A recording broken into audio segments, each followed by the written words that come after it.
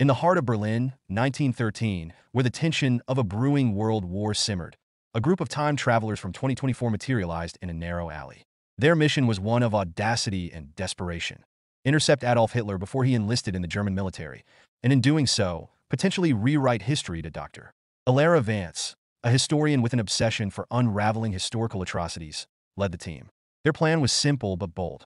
They would offer young Adolf Hitler, a struggling artist at the time, an alternative path, a chance at fame through a different avenue. Not politics, not war, but sport. When they approached him, Hitler was skeptical, wary of the strangers offering salvation. Yet, the promise of greatness, of finally escaping the mundane frustrations of his life, intrigued him.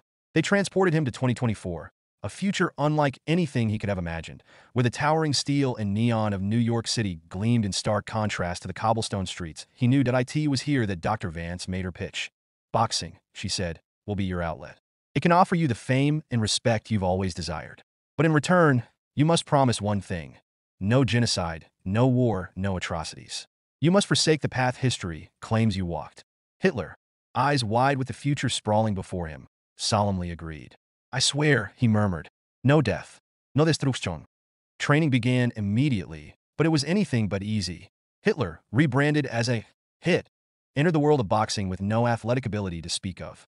His first few matches were brutal, losses that left him humiliated and battered in the ring. Every fight, he was thrown to the mat, outmatched by fighters more skilled, more experienced, more determined. It wasn't until he stumbled across something unexpected that his life began to change. Amidst his downtime, Hitler became enthralled with a popular manga series called One Piece. One character, in particular, captivated him: Vergo. Vergo's stoic demeanor, unshakable resolve, and relentless strength resonated deeply with Hitler, who saw in him a model for personal toughness and tenacity. It was this obsession with Vergo that reignited his determination. He returned to training with a newfound fire, driven not just by the pursuit of fame, but by the discipline and control Vergo represented. Slowly, Hitler began to improve, under the guidance of his coach, Johnny the Hammer Malone, a retired boxing legend. Malone pushed him through grueling morning runs, sparring sessions, and strength training, molding the frail artist into a legitimate fighter. The public, unaware of Hitler's true identity, marveled at the mysterious figure who had risen from nothing to challenge seasoned opponents. His first few victories were narrow, fought tooth and nail, but each one edged him closer to the top. Hitler was becoming a sensation, but beneath the surface, doubts lingered. As part of their mission, Dr. Vance's team began to show him footage and records of the horrors he was destined to commit: the Holocaust, the deaths of millions. He stared in disbelief, unable to reconcile the blood-soaked tyrant from the history books with the man he saw himself as. This is not me, he would repeat, almost in defiance, horrified by the atrocities that bore his name. That Vergo's influence had a strange effect on him. The manga character's sense of order and discipline led Hitler to believe he could chart a different course, one of redemption. I will change, he swore to Dr. Vance. I will not be that man. But redemption, it seemed, had other plans. Despite his transformation, Hitler's growing success in the ring attracted the attention of the showman himself, Logan Paul. The challenge was issued: a grand spectacle, a showdown that would make headlines across the globe. It would be Logan Paul versus a hit, a match that promised to shake the very foundations of modern sports. The day arrived. Madison Square Garden was packed to the brim, the lights casting long shadows over the ring as the two fighters stepped forward. Hitler, though nervous, had come a long way from the scrawny artist he once was. The bell rang, and the fight began. Logan Paul dominated the early rounds. He danced around the ring, landing punch after punch, while Hitler struggled to keep up. But as the match wore on, something changed. Inspired by the stoic endurance of Vergo, Hitler began to adapt.